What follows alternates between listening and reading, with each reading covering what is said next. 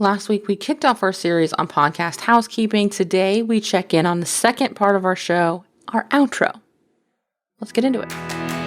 Welcome to the More Profitable Podcast with Stacey Harris. I'm Stacey, and this is the spot to learn more about the strategies, tactics, and tools you need to build your more profitable podcast.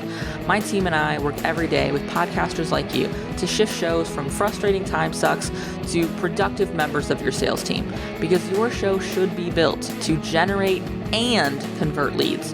So let's get into it. Week 2 of our podcast housekeeping series. I'm really stoked because we're talking about outros today. Last week we talked about intros, and today we're talking about outros. And what I want you to think about is these two episodes together. So a lot of what we talked about last week is going to apply to this week, and a lot of what we're going to talk about this week, you'll actually be able to sort of reverse and apply to that as well. Before we dig into that, I want to remind you, if you haven't yet signed up for the podcast newsroom, make sure you have. We, of course, have new episodes monthly.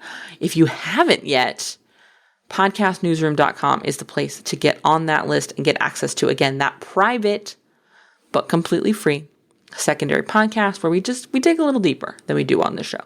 We talk about what's happening right now. This show, batched months in advance now because we're working on a whole new thing. That show I record literally the day it goes out. So it's fresh. It's what's happening now. If you haven't yet, again, podcastnewsroom.com is the place to go to get that access. Let's dig into podcast outros and crafting the perfect podcast outro. Let's start like we did last week by talking about how frequently this needs to be changed. Again, I'm going to recommend at least annually digging into this, but for a slightly different reason than we talked about with our intro. Oftentimes with our outro, we're getting our best listeners. We're getting our most interested leads paying attention to the outro. Everybody is listening to the intro. We're using that intro to, again, buy enough trust to keep you listening. But with our outro, if you've made it here, you care. The outro to this show is positioned the way it is because of this. If you listen to the outro of the show, and hilariously, this will be the one episode everybody listens to the outro of the show because it's literally the episode. But the outro to this show, I talk about, if you made it to this point, which is statistically unlikely, let's just talk. Let's have a conversation. Because if you made it here, you clearly care.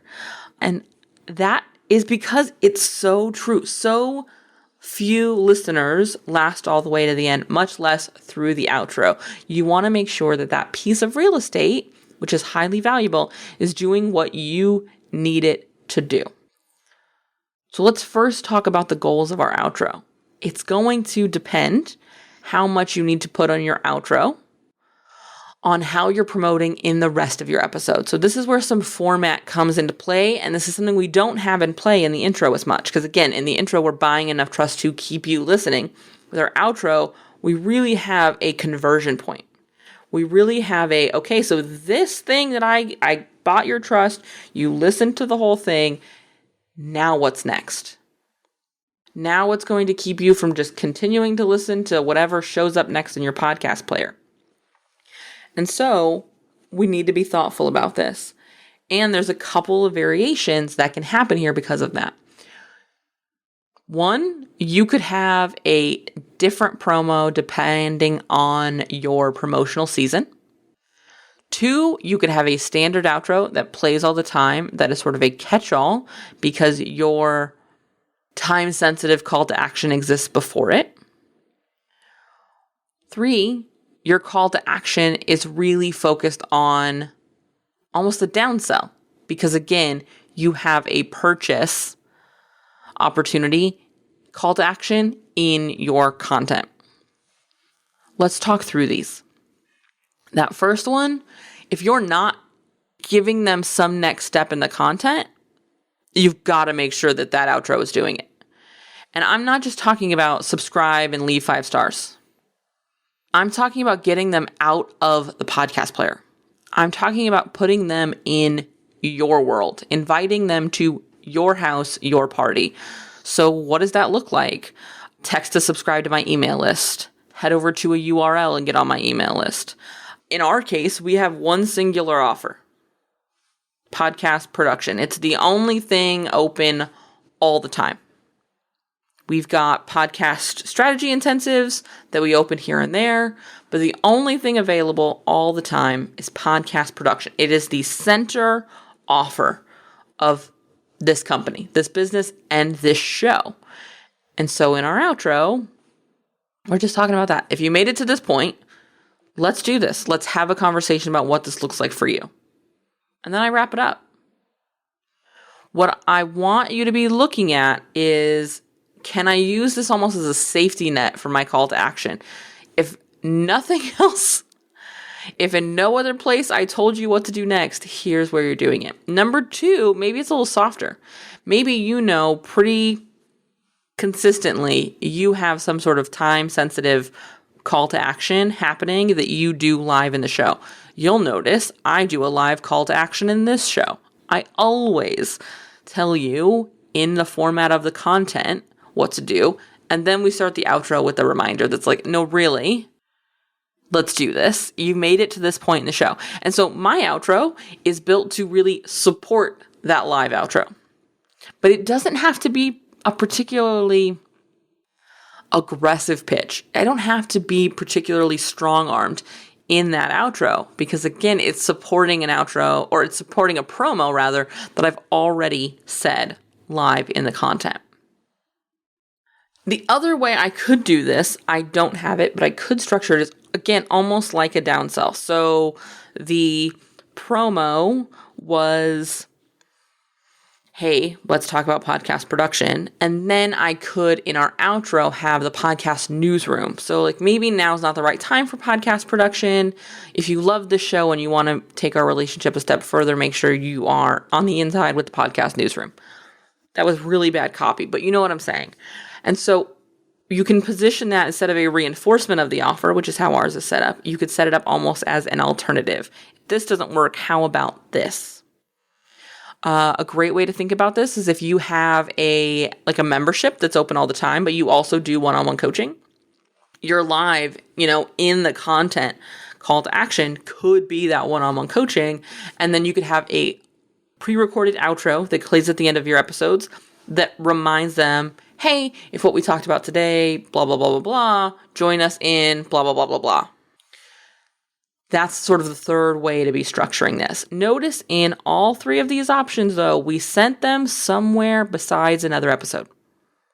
As delightful as it is to create binge-worthy content, and I am proud to be somebody who gets told regularly that people binge this show, the show is not structured to point you to another episode.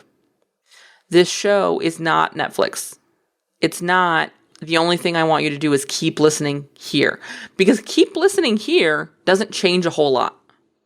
Keep listening here doesn't reach our goals of you making more money from your podcast.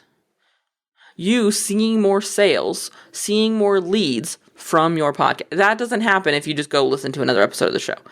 Where that happens is if you go and do a thing. That's why these episodes, this housekeeping series is structured the way it is. Because I want you to go and do a thing. I don't want you to spend 45 minutes listening to me. I want you to spend 15 minutes listening to me and 30 minutes taking action. That's your 45 minutes. And so my call to action is not subscribe and listen to 6 more episodes of the show. My call to action is go someplace else and then essentially raise your hand. Opt in. Tell me you're here. Connect with me on social. Tell me you're here. Buy a thing. Tell me you're here.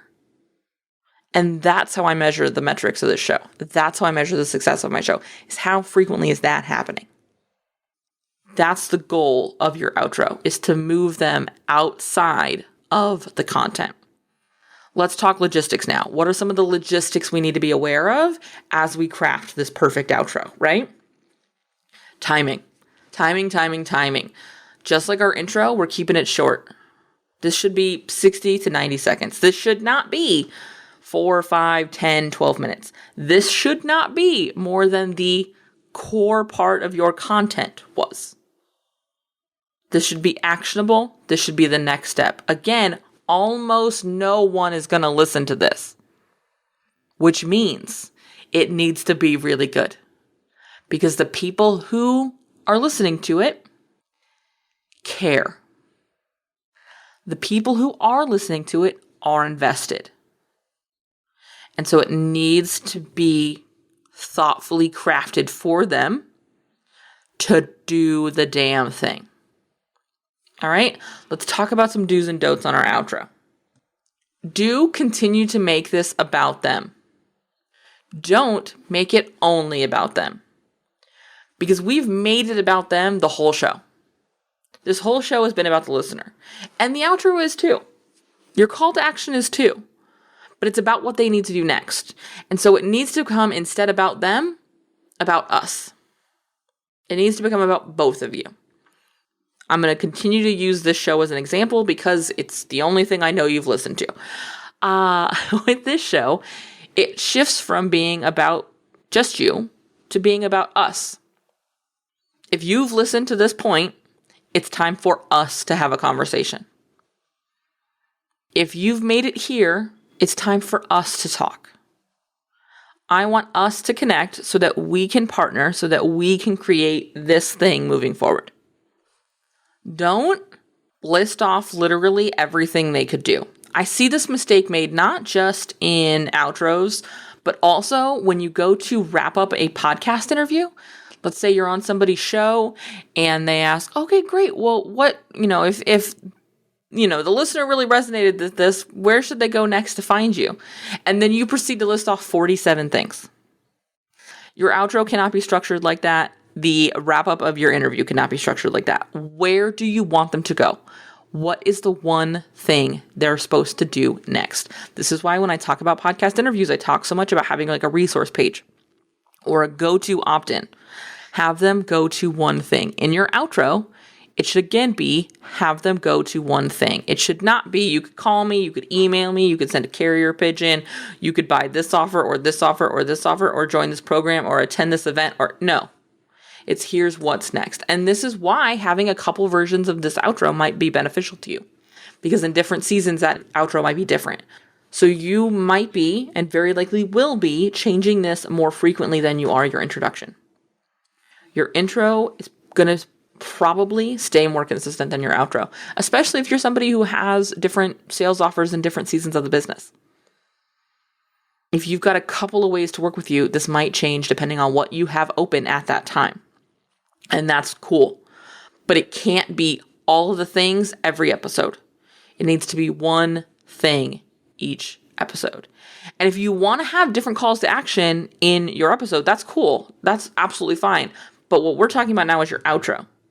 You'll notice there are almost always at least 2 options, calls to action in this show. At the beginning, we talk about the newsroom. At the end, we talk about generally production, but occasionally something else. This series, we've been talking about those podcast strategy intensives because that's what we're talking about right now. That's what we're working towards right now. And so I want you to be thinking about what's the one thing I want them to go do after this bit of content. After this thing we talked about, what is the thing they do next? And if you don't know what that is, you need to rework the episode, not the outro. As we wrap up today's episode, I do want to remind you that we have the opportunity to talk about this more directly inside our podcast strategy intensives. These are the kind of things we're covering in the podcast audit. I'm listening at intros. I'm listening to outros. I'm listening to call to actions. And I am identifying some places where we could see improvement, help you rescript, help you make shifts. And so head over to uncommonlymore.com/intensive and grab your spot at one of those podcast strategy intensives, and we'll talk about this together. All right? All right. I will see you next week for part 3. Thanks so much for listening to the show. Remember that content consumption does not make changes. So commit to doing something from today's episode. Maybe it's taking action on what we talked about. Maybe it's reaching out to me and learning more about podcast strategy intensives or what podcast production looks like with our team. All of that is over at uncommonlymore.com. And if you haven't yet signed up for the podcast newsroom, I want to remind you that is a great next step. If you're not really sure what comes next, hang out over there. Get those exclusive private episodes. That's over at podcastnewsroom.com. And the last favor I will ask, because social proof is endlessly important for sure, is to leave a rating or review for the show. If you go to ratethispodcast.com/more, that's the easiest way to do it. But I would love to hear what you thought of the show, what you think of the show, and if the show has been helpful for you. I can't wait to chat with you. So this is just the start of the conversation. Reach out so we can keep it going. Talk soon.